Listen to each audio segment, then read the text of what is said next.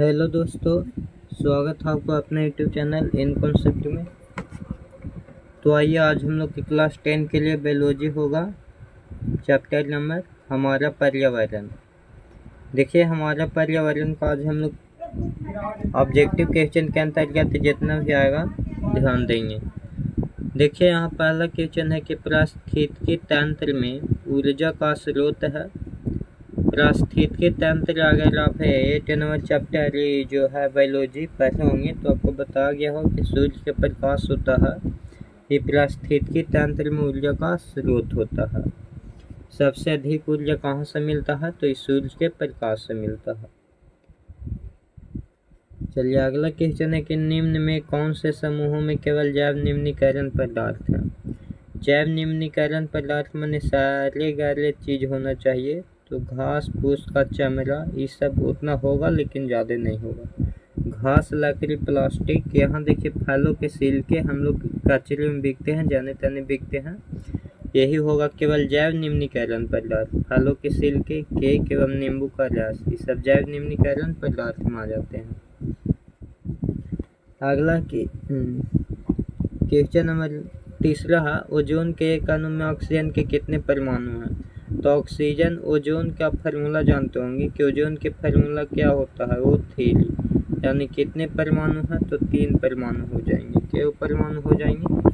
3 गो हो जाएंगे। चलिए आइए अगला क्वेश्चन देखिए, तालाब किस प्रकार के पारिस्थितिकी तंत्र है? तो देखिए तालाब की खुदाई कोई मानव ही करता है, तो जो मानव करेगा उसको हम लोग बोलते हैं कृत्रिम। तो कौन सा हो जाएगा? कृत्रिम हो जाएगा।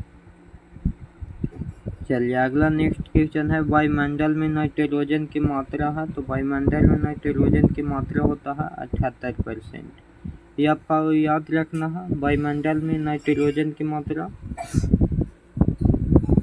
देखिए अगला है, निम्न में कौन पारिस्थितिकी तंत्र में अधिकतम में मौजूद होता है?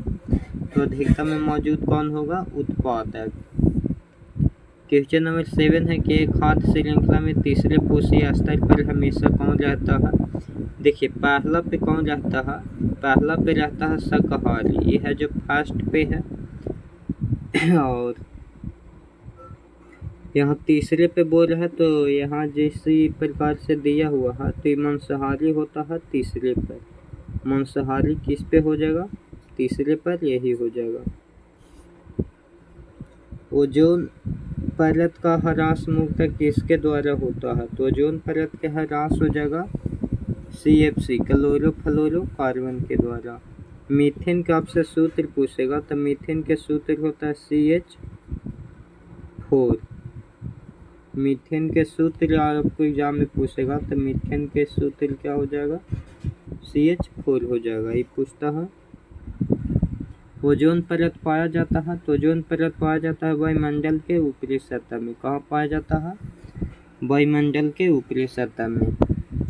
हरे पौधे कहलाते हैं, बताइए हरे पौधे क्या कहलाता है? तो हरे पौधा कहलाता है उत्पादक।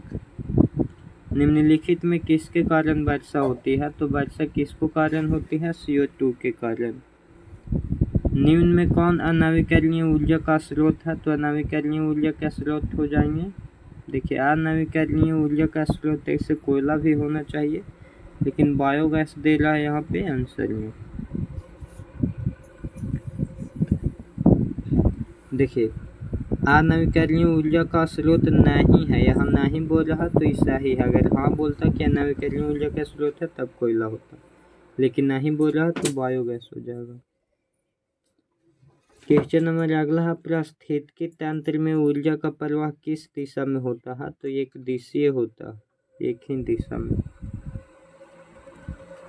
कौन सी गैस ओजोन परत में छेद के लिए उत्तरदायी है? तो बताइए कौन सा गैस हो जाएगा? क्लोरोफ्लोरोकार्बन। निम्न में कौन आहार श्रृंखला का निर्माण करता है? तो आहार श्रृंखला का निर्माण देख लीजिए, घास के खाता है बकरी। देखिए पहला ऑप्शन देखते हैं, घास गेहूँ। घास के गेहूँ नहीं खाएगा, ये गलत होगा, गेहूँ के आम नहीं खाएगा। घास खाती है बकरी, बकरी की खा जाता है मानव, तो ये हो सकता है। बकरी के गाय नहीं खाता है, नहीं होगा। घास मछली अब मछली के बकरी भी नहीं होगा, तो यहाँ हो जाएगा कौन, बी वाला। घास खाता है बकरी और बकरी की खाता है मैना, बकरी यानी खस्सी इस समय। अगला कि नीट में कौन जीवाणु जनित रोग है, जीवाणु जनित रोग कौन सा हो जाएगा, तो इनमें से सभी है जो जीवाणु जनित रोग है, लेकिन मस्सा यहाँ पे दे रहा है तो मस्सा ही चलिए। कौन सी गैस वैश्विक ऊष्मन के लिए उत्तरदायी है, बताइए कौन सी गैस हो जाएंगे, तो कार्बन डाइऑक्साइड। निम्न में कौन पर्यावरण का अनुकूलन नहीं है, तो पर्यावरण का अनुकूलन नहीं है, देखिए मोटरसाइकिल से चलना पर्यावरण का अनुकूलन नहीं है, मोटरसाइकिल से चलेंगे तो पर्यावरण खराब होगा। निम्न में कौन प्रदूषण के लिए उत्तरदायी है, तो प्रदूषण के लिए उत्तरदायी नहीं है, तो गंगा में मछली पालना प्रदूषण के लिए उत्तरदायी नहीं होता है। बाकी गंगे में जल से आपको बहाना, कपड़े को धोना, रासायनिक अपशिष्ट उत्सर्जन ये सब हो जाएंगे, लेकिन यहाँ पे प्रदूषण के लिए उत्तरदायी नहीं है। अगला क्वेश्चन, ओजोन परत किस हानिकारक विकिरण से पृथ्वी को सुरक्षा प्रदान करती है, तो ये हो जाएगा परावैंगनिक किरण से। निम्नलिखित में कौन एक प्राकृतिक पारिस्थितिकी तंत्र है, तो कौन हो जाएंगे, झील दे रहा, इसे तालाब भी था। आगे आइए, अगला है कि निम्नलिखित में से किसे आप उपभोक्ता श्रेणी में रखेंगे, तो जंगली जानवर को हम लोग उपभोक्ता श्रेणी में रखेंगे। निम्नलिखित में कौन एक जैव प्रक्रम द्वारा अपघटित होने वाला पदार्थ है, तो कौन सा हो जाएंगे, सूखे घास पत्ते। अगला क्वेश्चन, निम्नलिखित में कौन भूमिगत जल का उदाहरण है, तो भूमिगत जल का उदाहरण हो जाएंगे कुआं, कुआं से पहले हम लोग पानी पीते थे। डेंगू उत्पन्न करने वाला मच्छर किस तरह के जल में रहता है, तो डेंगू उत्पन्न करने वाला मच्छर बताइए कहाँ रहेगा, इस साफ जल में रहता है। मैदानी पारिस्थितिकी तंत्र में तृतीय उपभोक्ता कौन है, तो तृतीय उपभोक्ता हो जाएंगे मेढक, कौन हो जाएंगे, मेढक। यूरो द्वितीय का संबंध है, बताइए यूरो द्वितीय का संबंध किससे है, वायु प्रदूषण से। ओजोन परत पाई जाती है, ओजोन परत कहाँ पाई जाती है, तो एक्सोस्फीयर में। सही आहार श्रृंखला फिर चुनना है, तो देखिए घास खाती है हिरन, हिरन के खा जाता है शेर, बाकी चिड़िया के सांप के घास नहीं खाएगा, मछली के घास और घास के गाय, मछली घास नहीं खाता है, गलत हो जाएगा। बकरी के घास और घास के हिरन नहीं, बकरी के घासिया खाएगा जी, घास के हिरन खाता है, हिरन के शेर खा जाता है, डी वाला हो जाएगा सही। निम्नलिखित में एक जलीय आहार श्रृंखला है, बताइए जलीय आहार श्रृंखला सवाल के जलीय कीट तो मछली खाता है। ग्लोबल वार्मिंग के लिए उत्तरदायी है, तो ये हो जाएगा CO2 कार्बन डाइऑक्साइड। मलेरिया उत्पन्न करने वाला मच्छर मादा एनोफिलीज किस तरह के जल में रहता है, तो किस तरह के जल में रहता है, गंदा जल में। नींद में कौन पर्यावरण मित्र व्यवहार करते हैं, तो उपरोक्त के सभी व्यवहार करेंगे। प्राथमिक उपभोक्ता कहलाते हैं, तो इसको हम लोग शाकाहारी बोलते हैं।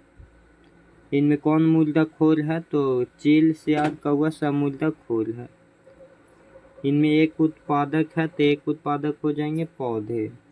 इनमें उपभोक्ता है, तो उपभोक्ता हो जाएगा हिरन। पर्यावरण के अंतर्गत आते हैं, तो जलमंडल, स्थलमंडल, वायुमंडल सभी।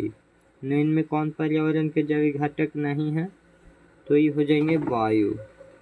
ओजोन परत के अवशेष के लिए मुख्य रूप से कौन जिम्मेदार है, तो ये हो जाएंगे क्लोरोफ्लोरोकार्बन। चलिए दोस्त, अगर वीडियो बढ़िया लगा होगा तो लाइक, शेयर और सब्सक्राइब जरूर कीजिएगा। कमेंट करके बताइए आपको क्या प्रॉब्लम, कुछ तो नहीं हुआ, अगर कुछ प्रॉब्लम है तो बताइए, या किस चीज़ के लिए आपको हम वीडियो बना। थैंक यू दोस्त।